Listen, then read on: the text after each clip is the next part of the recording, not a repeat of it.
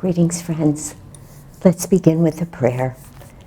Heavenly Father, Divine Mother, friend, beloved God, Jesus Christ, Babaji Krishna, Lahiri Mahashaya, Swami Shri Yukteswar, our beloved Guru Deva, Paramahansa Yoganandaji, saints of all religions, beloved Swamiji, we lovingly bow before you all. Divine Mother, great masters, help us to attune ourselves ever more perfectly to your divine presence within. Help us to develop courage and calmness in the face of all adversity, in the face of all fears.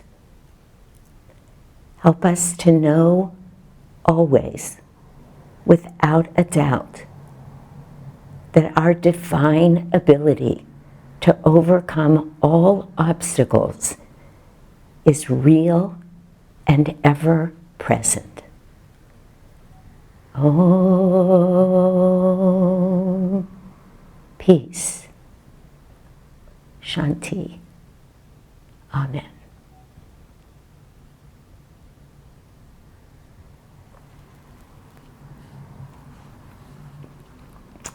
This past weekend, we had the great privilege of putting on a what we called a Kriya retreat.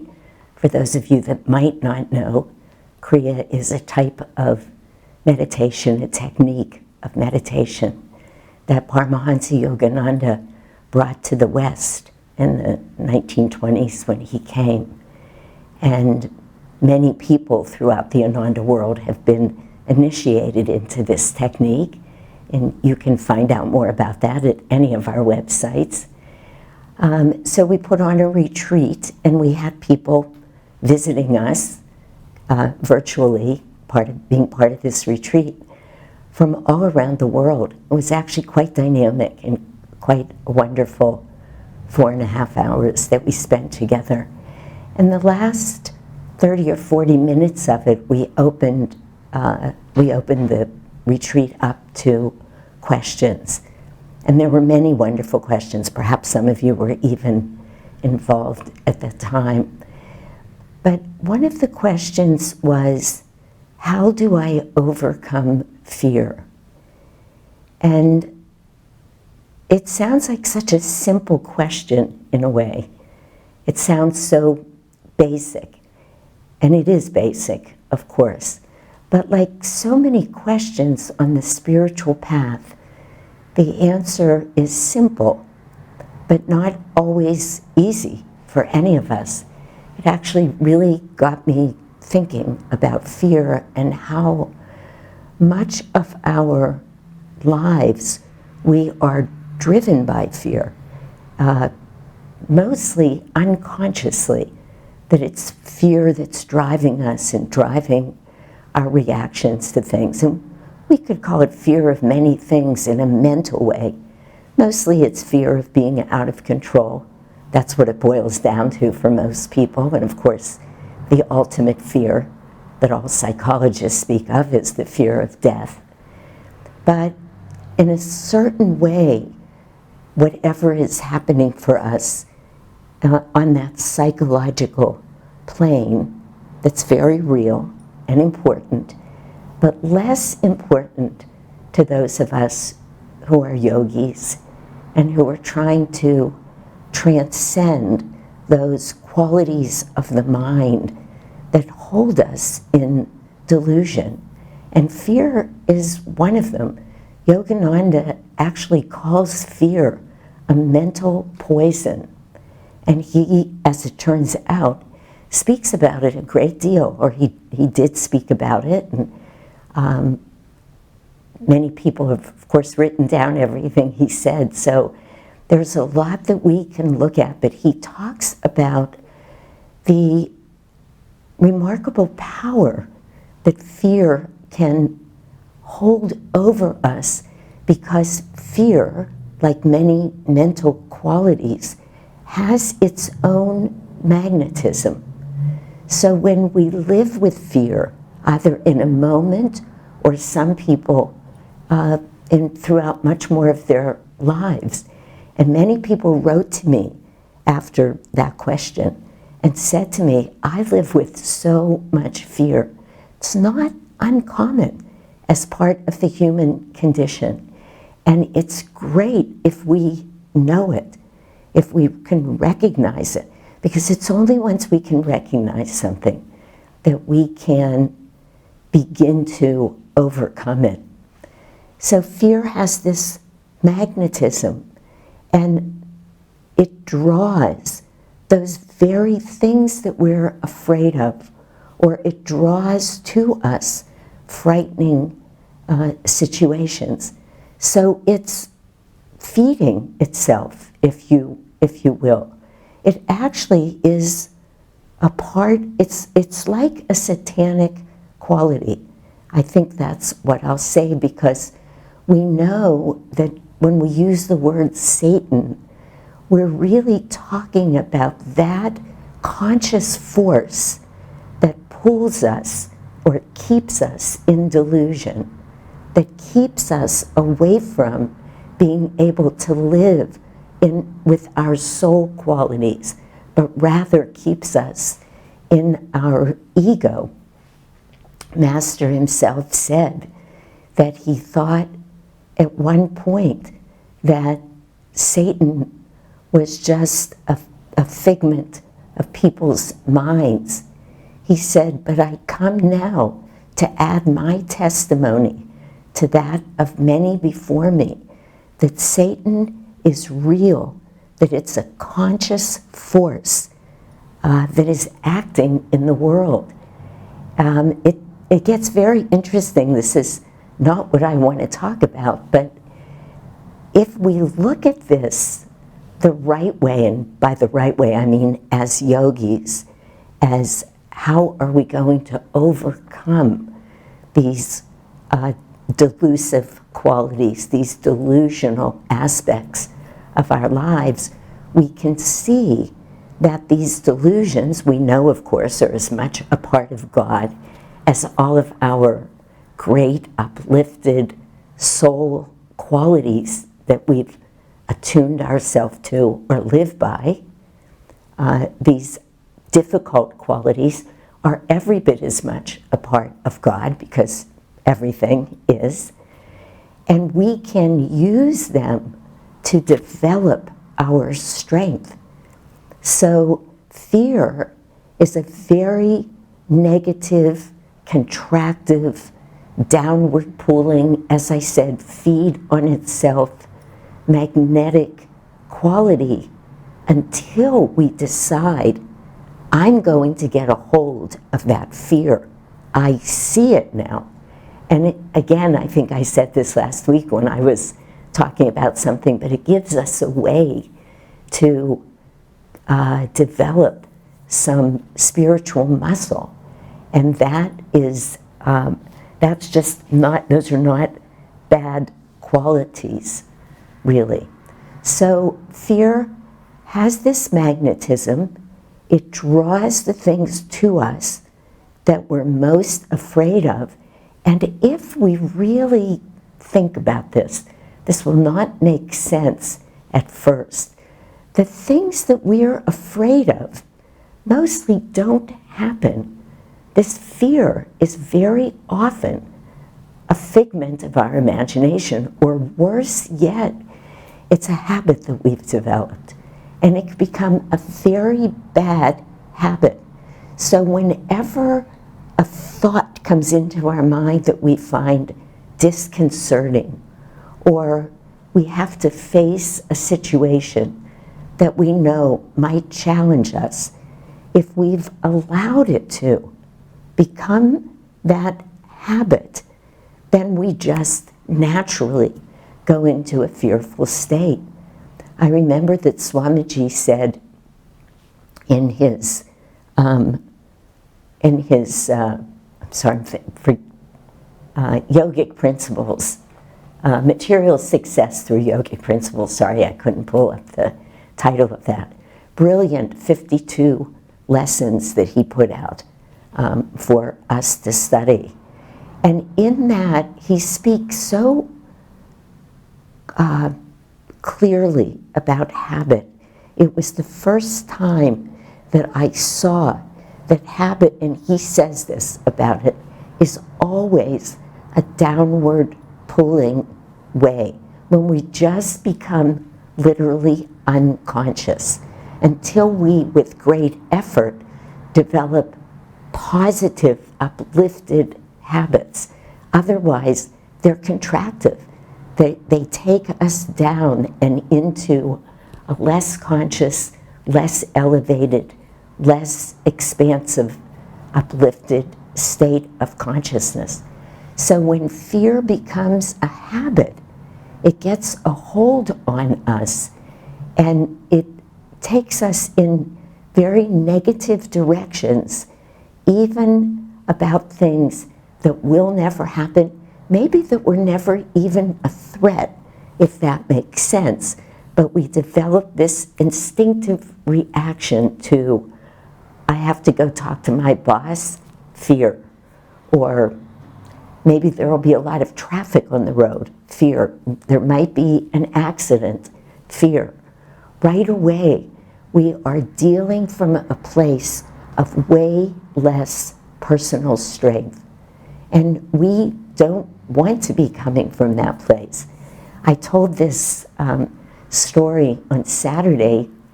One time when Swamiji was visiting us here in Palo Alto, we all went out to eat with him. And for reasons, I can't say that I'm not perfectly clear about it. Doesn't matter to me as much because it was a great blessing. But as we walked into the restaurant, Swamiji said, I want Shanti to sit right across from me. And I did, of course. We were sitting at these oblong tables, so I was very close to him. And at one point, apropos of nothing, Swamiji looked up at me and he said to me, you know, Shanti, I've never been afraid of anything. I've never felt fear, even once in my life. And then he said with great humility, let me stop and think about that. Let me make sure that's true. And he stopped for a moment. Then he looked at me very intensely and he said, yes, not intensely, but directly. And he said, that's true. I've never been afraid. Now, I can't speak for anybody else, and I don't consider myself a remarkably fearful person. But boy, I've been afraid of so much, so many times in my life, even wonderful things. I was reminded right after he said that, how every time I would be starting out on a backpacking trip, I love backpacking. I've been on many backpacking trips. But I would put that weight on my back, look at the trail ahead, and I would have to consciously stop and calm my fear. Here I was headed off into all this beauty, all of this adventure, this excitement. I'd gone to great lengths to plan the trip. Obviously, I wanted to go. But there would come those moments of fear. What am I going to encounter? Will I be able to do it? Can I carry the weight? Will I run into wild animals? Whatever it was. Even with something great like that, never mind all of the challenges. So it was remarkable to me to be sitting near someone and feel his clarity, feel that crystal clarity that Swamiji always moved with, because I realized, this is what happens when you conquer fear. This is what you look like. You move that way. You have that strength, but with just a clarity and an ease to it. It's strong, it's powerful, but there's not 1 ounce of negativity to it. This is what it looks like, I said to myself, to be fearless. And I don't know. I don't even know if there was anything in Swamiji's mind when he said it, but whatever intuition came to him, I thought to myself, why don't you set that as one of your life goals? You too can conquer fear, because of course we can. We all have this divine potential within us, which is infinite. There's no problem that can ever come to us that we can't expand beyond. It's impossible because of our true nature.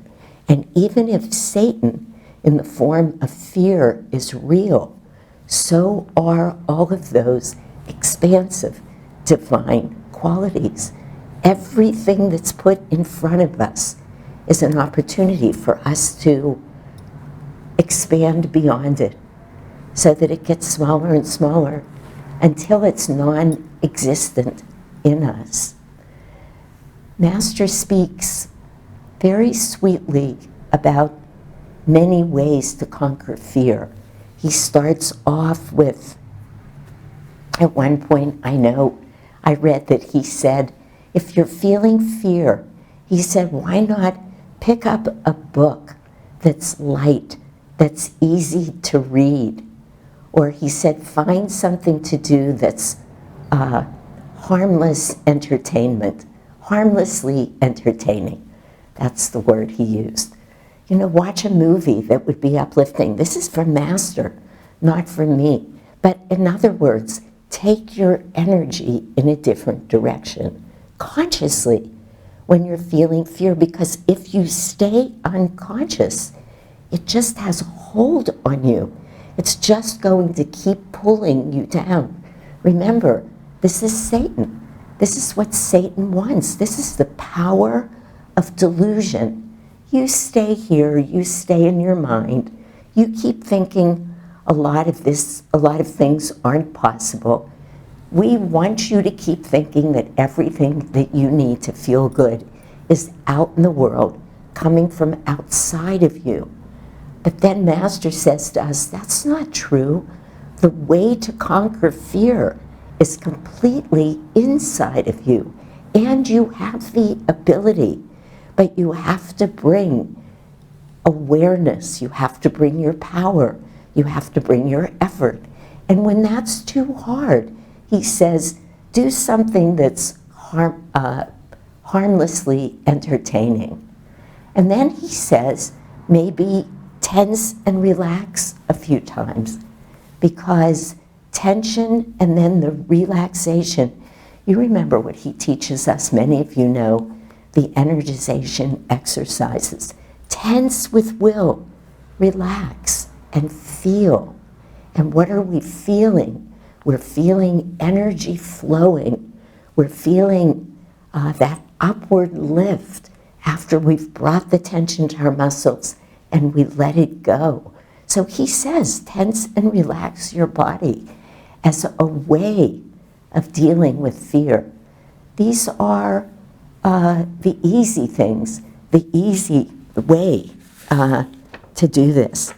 He says, uproot fear by concentrating on courage. We use the words, I can get beyond this fear. I will get beyond this fear. You know, it's very interesting. There's a story that I've heard that I was thinking about on Saturday when this question came.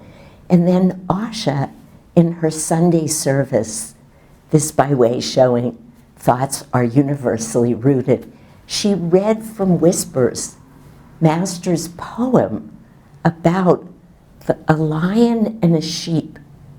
And the story that I've heard many times is a little lion who was lost at birth and was raised by some sheep.